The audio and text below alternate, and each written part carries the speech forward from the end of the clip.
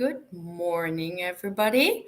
Welcome to this EPALE discussion. My name is Christin Cieslak, and I'm the head of Programmes and Stakeholder Engagement for the European Association for the Education of Adults. I am really excited to welcome you all and our speakers to today's discussion on financial literacy in times of crises.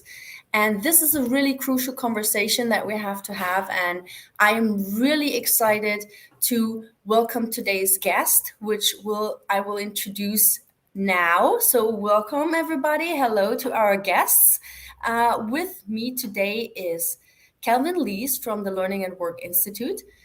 Kelvin has 15 years of project management experience with ESF and ERDF European projects and was a member of the Learning Partnership Board and Older Learner Network Board. He is currently responsible for project development and delivery across Wales, and he is leading the TAITH Mobility Project, about which we will hear a little bit more later. So, hello, Kelvin. Hi, thanks. Good morning. With us also today is Katarzyna Hanula.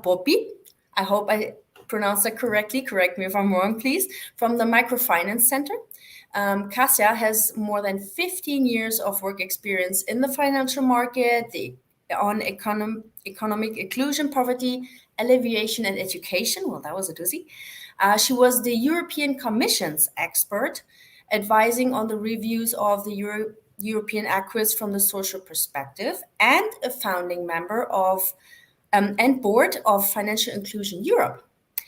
In MFC, Kasia leads on the work related to refugees, financial inclusion, livelihood, and entrepreneurship through policy advice and strategic engagement with partners. So also welcome and good morning to Kasia. Hello. Hello, thank you. And we also have Beate Bowien-Jansen from the Deutsches Institut für Erwachsenenbildung. She's a dedicated advocate of lifelong learning and educational science graduate. In the past, she has been a research associate at the German Institute for Adult Education, where she collaborated at the Curvi project, which resulted in the development of the financial literacy competency model and the creation of Moneto, an innovative educational board game. So I think we will hear about all of this a little later as well, but welcome also to Beate. Good morning. Good morning and thank you. It's lovely to have you all here. And if it's okay for you, I would dive right in because we have approximately 45 minutes and I would love to ask you as many questions as possible because it's so great to have representatives from 3 different fields, and it's so great to hear all of your opinions on all of that. Maybe to just jump right in, and please, whoever feels the strongest about this question, just jump in and let me know what you're thinking. So just to make sure everybody's on the same page. So what does financial literacy mean to you in a nutshell? I'm happy to kick this off because I think certainly from my point of view, a lot of the projects I've been involved with over the last 10 years have had in Wales, financial literacy falls under our essential skills programme, and I think it's probably one of the most important skills to have, just to live your life. And I think we've, with the pandemic hitting us a couple of years ago, I think we've seen that sort of has brought this to the forefront a little bit more. I mean, it's involved in every part of your life, and how you would live it, everything from housing to how do you pay for your food, etc., etc. So I think it's probably one of the most important skills to have. Yeah, I see Beate nodding. So I assume you agree, but I don't want to go ahead, Beate. Yes, I agree with that. And I think it's one of the most important literacy in basic education. And for us, it was very important because financial literacy is not only knowing something and skills, it's also awareness, attitude, and behavior. So it's a very complex, I think a complex model of cognitive and non-cognitive competences. to be financial literate. And you need to be financial literate to have social participation. Indeed. That sounds great. We're getting a bigger picture here. Kasia, do you want to add anything? Well, I agree and disagree. I don't think it's the most relevant skill.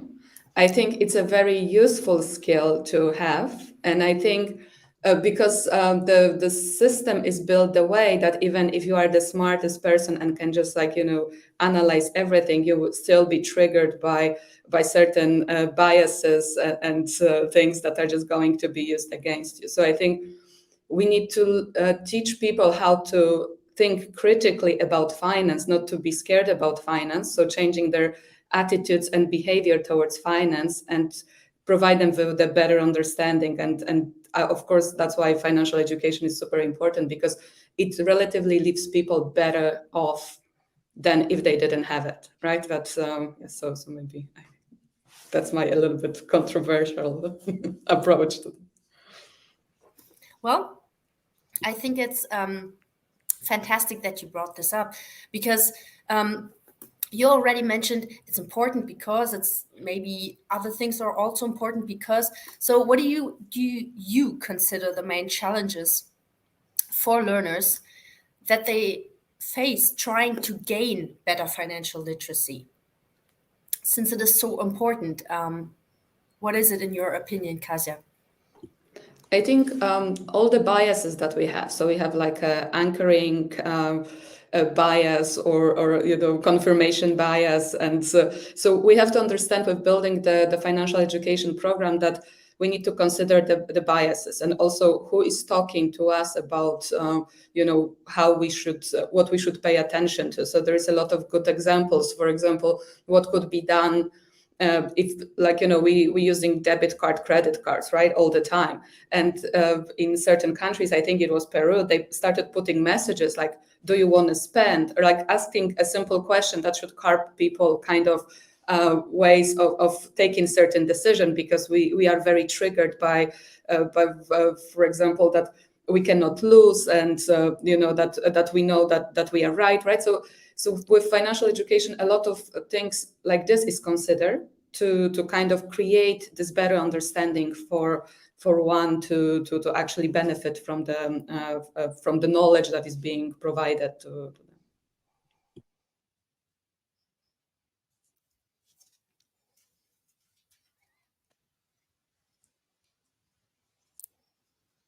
Christin, you muted.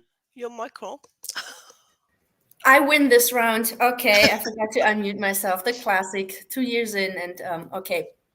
Kelvin, do you want to add anything? You seem to agree. Yeah, I certainly agree with what was said there. I think looking from a more practical point of view, I think some of the challenges that certain learners face in the UK would be the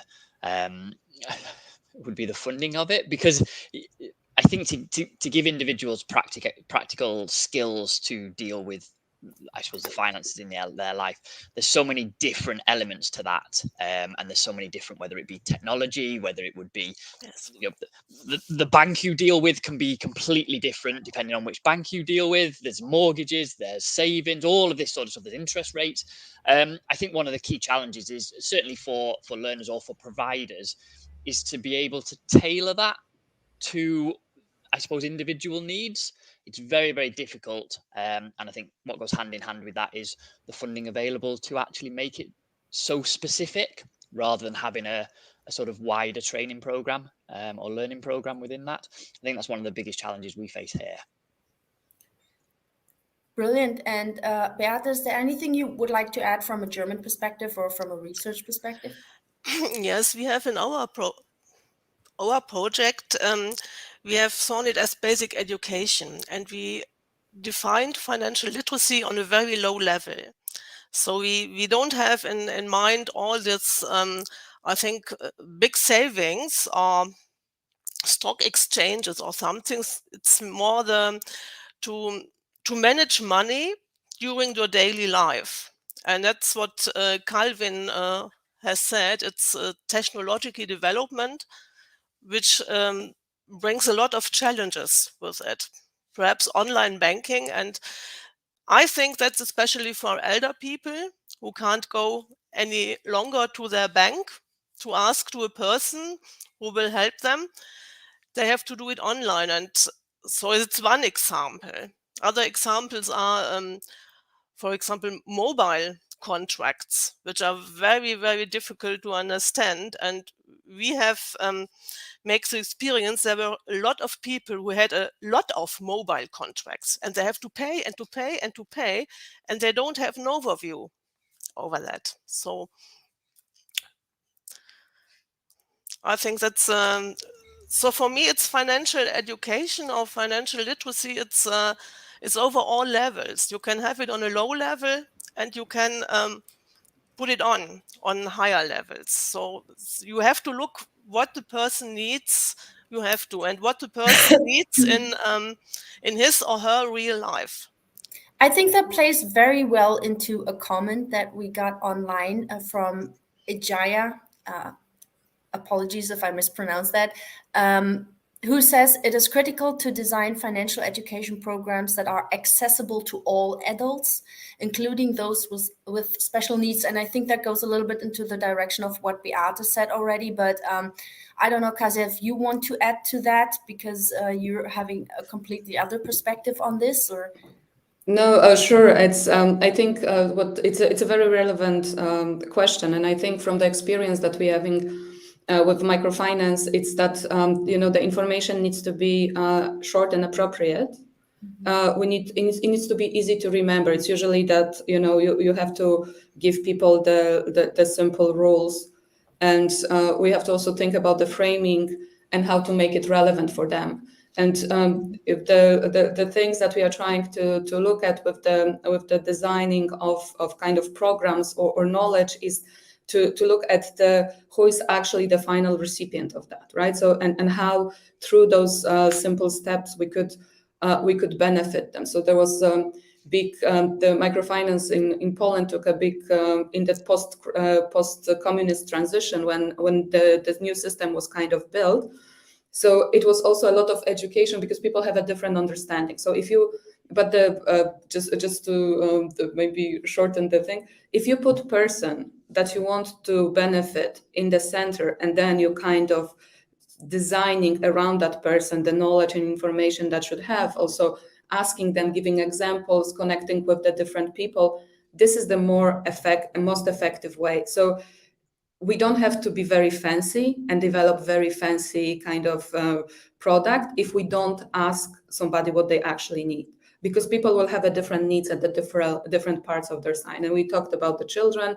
So children may have a different needs because they want to buy something in the store, and their parents definitely are going to have a different needs. And also people who may have some disadvantage or as referring to the question of some different possibilities. Yeah, that sounds great. I feel like there's one comment online that summarizes this quite nicely. That's from Ilse. We cannot discuss financial literacy at one age level. We have to view the literacy of financial education as a system, including different stakeholders as well as families. So I think she's referring to different levels as well as different areas. So I think that summarizes that pretty well. So thank you very much for this. So I think we got a general idea what we're talking about and what's important. Maybe to dive in a little bit more and get a little bit more concrete and talk about your work. Beate, could you please explain to us briefly what the CURVE project is and was, and what the financial literacy competence model entails? Yeah. And maybe then in a second step also where you can see potential to even scale this model up to a broader level, to a higher level, so that it's more accessible for more people. But first, let us know what it is. Yes, I will try to do it in this short time, because actually there were two projects, CURVE 1 and CURVE 2. And in the first project, both projects were founded by the German by the German Federal Ministry of Education and Research. And they were part of the German National Strategy for Literacy and Adult Basic Education. We worked together in the projects with researchers, with people from adult education centers and with a lot of staff from debt advisors. And we started to develop this competence model for financial literacy. And it's a model which is theoretically grounded, but we did empirical research for that. We have a lot of interviews with adult educators, with staff from the debt advice, and with people who are clients of the debt advice and who have problems with her money. And we did learning workshops, and we asked them what they need to do better financial decisions. And the result was a competence model. Perhaps Sarah can show it. It's a table. And we have competence domains. They are in line with the cash flow. You get money, you have to manage your money, you have expenditure and purchases, you have to budget. Sometimes you have to borrow money and you have to deal with debts. And the sixth domain is making provisions and insurance. And it's for especially for age, you have to look for your pension. And then we have asked to these domains, what have you know? What have you to know? What have you to read and to write? And what parts of numeracy are there? And perhaps we can see now the second picture. There is an example for the competence domain budgeting. So it's first on a very low level to have an overview about your expenditure and about your income. And therefore, here are a few examples what you have to know on a very low level and what you have to read and write and what you have to do with math in this area. Because we are on a very low level, we often say it's not really necessary that the people did know all about their decisions, but they should know where they can get help and whom they could ask to be supported in that level. So I hope that was a short view about the competence model. And it's in our project, it was used for diagnostics, but also in the main point, it was a didactic foundation. And in the second project, we developed a curriculum based on this competence model, and at last our learning game, Monetto.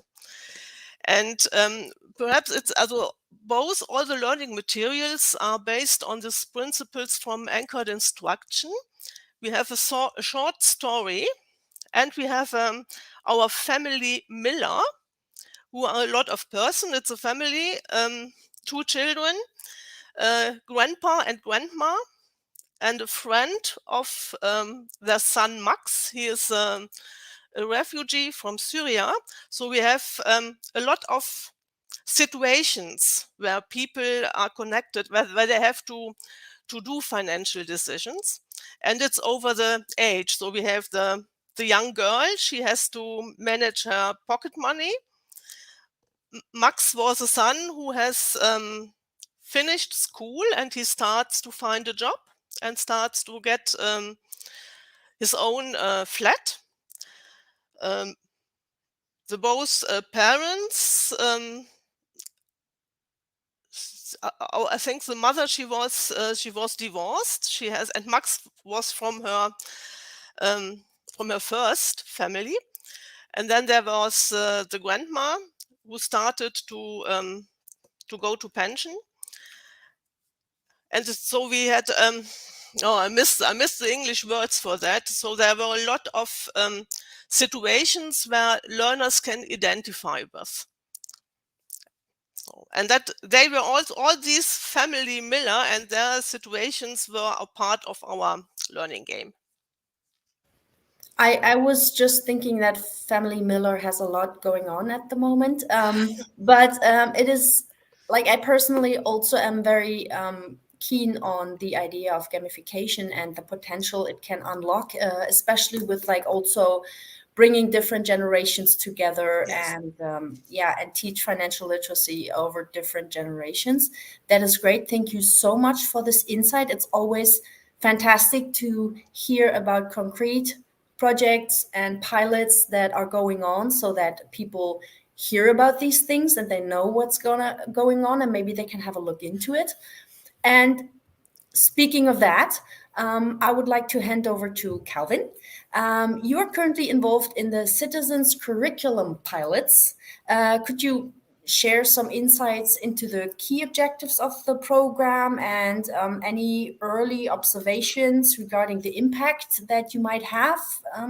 Yeah, certainly. I mean, the pilots themselves are in a very, very early stage, so impact might be difficult, but I can sort of go into sort of some expected impacts that we can see.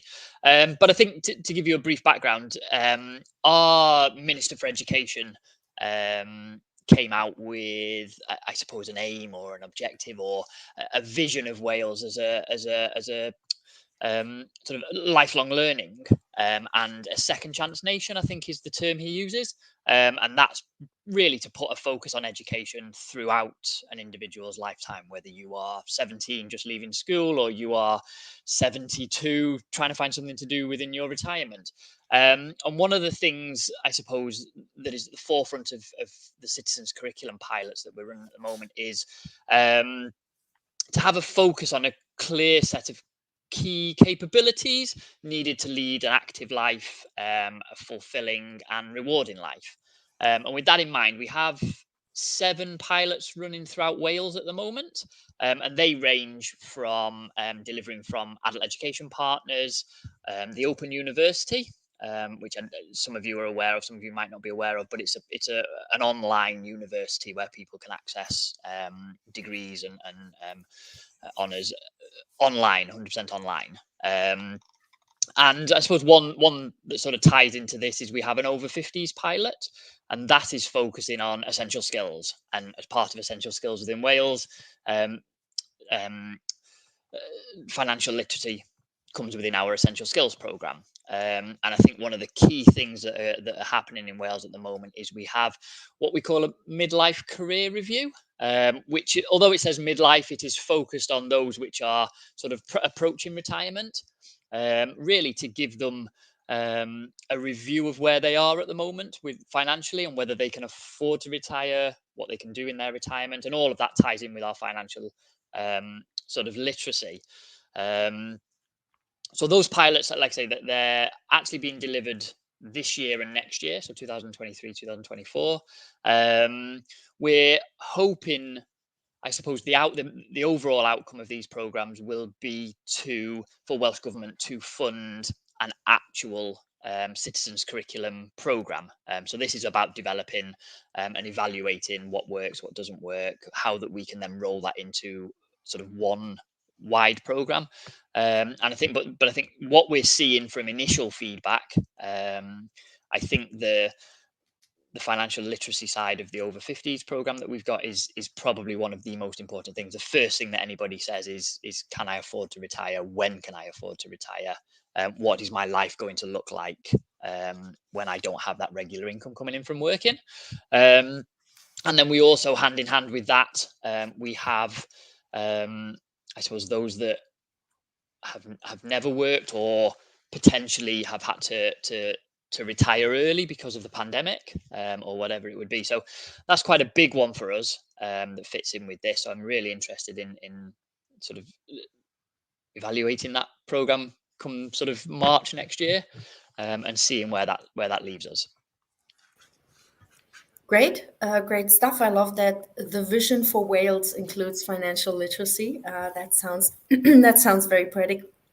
And it ties quite nicely, what you both just said ties quite nicely into a comment that we got online from Yeva, that many young people lack the knowledge of sustainable finances. A solution can be to integrate sustainability into finance skills development in adult education. And I think that goes very well along with that. So thank you very much. So you seem to align with our audience here quite well. if I can hand over now to Kasia. So we have heard two perspectives now. So maybe from your point of view, so you focus on financial inclusion for refugees and underrepresented groups. Could you elaborate on the challenges and opportunities in empowering these communities economically and educationally, and what policies and strategies have shown promises in fostering their financial literacy skills? Sure. So if we're talking about refugees, it's not really uniform, like migrant refugees, third country nationals, it's not a uniform group. So they will come with a different level of understanding of the financial system. They may have already a lot of assets and be very digitally and financially kind of advanced, or they may never have any contact with any sort of finance, right? Because they just come from the country like this. So whenever they arriving to Europe, the finance become a very predominant, because you have to have a bank account to receive your salary. You have to have a bank account to pay for anything. Right now we're going more towards the cashless society. So it becomes also, you need to kind of get this all, of course, the basics that people who lived in Europe have, or at least should have, because we're more aware of that. And then it's another aspect, like how we're progressing. So a lot of things, what was already said by Calvin and Beate, it's kind of like how we look about maybe from the perspective that I have, we're looking at financial health, right? So we're looking at the different needs that the person is going to have. So like spending, saving, borrowing, and planning. And this all comes to this like a journey that ones have. And no matter if we're talking about the refugees, migrants, or like, locals, it's all the time the same. They just have it in a different moments of their life, right? So it's kind of like, because if you are a refugee, then you need cash to pay for the medical bills, to pay for housing. You're just not going to have the same. But then, there are 3 other phases, and then you're going to start investing maybe at the 3rd phase. Then you want to, have a pension product and so on. So you also need to build this understanding. So there is not so much from what we are trying to do. We're trying to train people who are actually providing the information.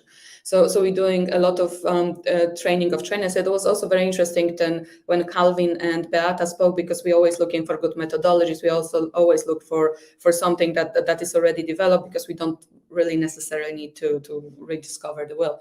And then we're just trying to put it in the exact context. So of course, we're running, as Microfinance Centre, we have 130 members that are located in Europe and Central Asia, and we're working with them because we think that the best, and it has been proven that the best financial education is done when person actually needs a service, and it's not really on top of they doing, but actually during, like, if they talking to their MFI's advisor, the MFI can provide, advisor can provide them with the information that they need at that moment. So this kind of sensitivity on also different thing that, for example, if we have somebody coming from the country where it's Islamic finance, then we know that with the borrowing.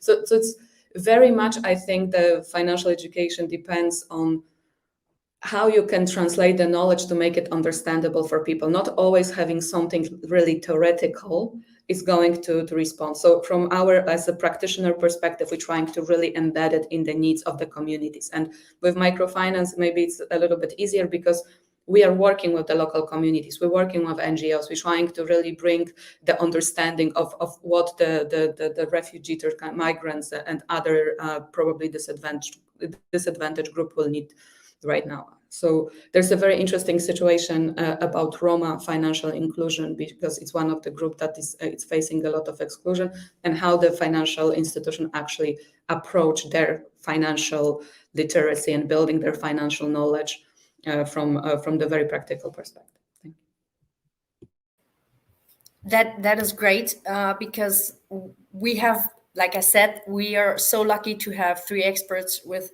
3 vastly different backgrounds. So it's nice to hear from a practical viewpoint. Maybe just add a comment from that we received online that that echoes a little bit the same sentiment. It is the financially less protected groups of society who are usually less informed. Public media plays a huge role in this field, says Anita. So maybe we can just really briefly later talk a little bit about the media. But I would like for now to add one question to Calvin, because you're being a member of the Learning Partnership Board and the Older Learners Network Board. So in your experience, what impact do financial policies and practices have on society and, well, our shared values?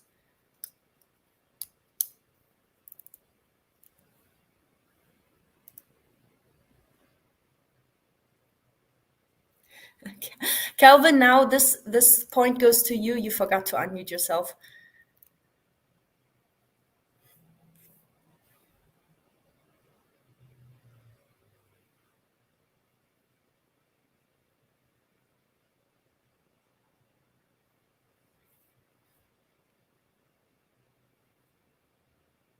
So Calvin has to do some troubleshooting. Just to give him one more minute, I would like to read one other comment from Liga that we got online. So thank you very much for your contributions. If you want to raise a question to our speakers right now, we still have a little bit of time left. So in Latvia, low-income earners believe they haven't received sufficient financial education to manage day-to-day finances. So a basic skill that is not accessible to everyone. So yeah, we hear that our users agree that there's still a lot of work to do and that it has to come from different areas. Like Anita was talking about public media. I don't know if Calvin is now technically ready to give us more insight about the policy area. I think so. Can you hear me now? Mic check. Okay, fantastic. Thank you. Brilliant. Yeah, just quickly then, I think this question is quite a vast question anyway. There's so many different practices, so many different policies. But I think in regards to the impact that I suppose these policies and practices have, if I can take two really key elements, which is going to be things like income equality. I think financial policies can mitigate income inequality. So the tax policies we have in the UK, there's sort of different stages depending on what your income is, depending on how much tax you pay. Minimum wage regulations that we have, I think that's quite key. But I think things like interest rates, I think those minimum wage, but also things like, I think it was mentioned before, Cassia mentioned it, those consumer protection side policies are really important. I mean, just after lockdown hit us, I think there was a massive increase in those. I don't know if you've heard of them, but those payday loans. And that's literally just for somebody to sort of take a loan out for £100 or €100 just to cover things. But what they didn't realise is those interest rates are into the 1,000%. So that obviously to have that awareness, to have that financial experience and knowledge, I think is going to be key for those, whether it's sort of low educated, low income, disadvantaged people. I think policies to protect those are priority. And I also think that corporate behaviour, how organisations actually act, and their corporate social responsibility that a lot of these organisations have. I think we touched on the media, and I think good organisations promote their corporate social responsibility on what they do, and that obviously instills confidence within individuals. And if banks can do that, given the situation they are in the UK at the moment, I think that would be really important for them to actually promote some of the things that they've got on to help people. I think that was fantastic because it already touches on a comment that we got from Elga. who says, is it possible to increase the citizens' financial literacy awareness with the help of education, or other opportunities must be provided as well? So I think that goes into there, like we need a multifaceted approach to tackle this issue. I would like to ask Beate, from a research viewpoint, would you agree what Calvin just said? Yes, sure. I would agree with all the things Calvin says. Perhaps I could add, because we made at the beginning of our projects the experience that some people, for some people, it's very difficult to talk about money. So it's in Germany. Perhaps it's a German problem, I don't know. But about one's own financial situation, and to make it clear that one has problems with it, or one hasn't enough money, it's very difficult. So we had to have looked for a strategy. How can we reach people? How can we allow them to talk about her situation? And it was we had a lot of multipliers in the social work in the communities. So there were debt advice, or there were a lot of family workers who talked to the people. And I think that's very important, to have a person who you can trust, and then people are it's much easier to talk about difficult financial situations. And so I think we have to offer it to the people, to offer such situations where they can be trusted and where they can feel sure, or not sure, it's the wrong name, but they're safe to talk about their own things. Absolutely. I think it's crucial that we talk about these things in a safe environment, as for every aspect of learning. But I agree that it's especially important to do this here in financial literacy. So yes, I wanted to very, very briefly just read out another comment, if that's okay for you, so we can include the users a little bit more. So we have a comment from Tanya, who says, currently in Slovenia, there's a project under the National Recovery and Resilience Plan called Financial Literacy for Adults, and it's led by the Slovenian Institute for Adult Education. So thank you very much, Tanya, for this comment. So this is going a little bit into the direction of like centralized policy initiatives that support these kind of things. And then another initiative that Dora let us know about, she said in Portugal, okay, I'll try my best, Todos Contam, which means everybody counts, is a financial education portal which provides useful information and tools for managing personal finances and presents information to support financial decisions inherent to different stages of life. So this actually includes a lot of things we talked about, but Kasia, just to hear your perspective on these centralized initiatives. What comes to your mind when you think about centralized initiatives? Centralized initiatives. I think, okay, they're very, very good, right? We cannot really deny that having education and educational resources that are available to everybody is good, but I think it's more about making the financial education programs as personalized as possible.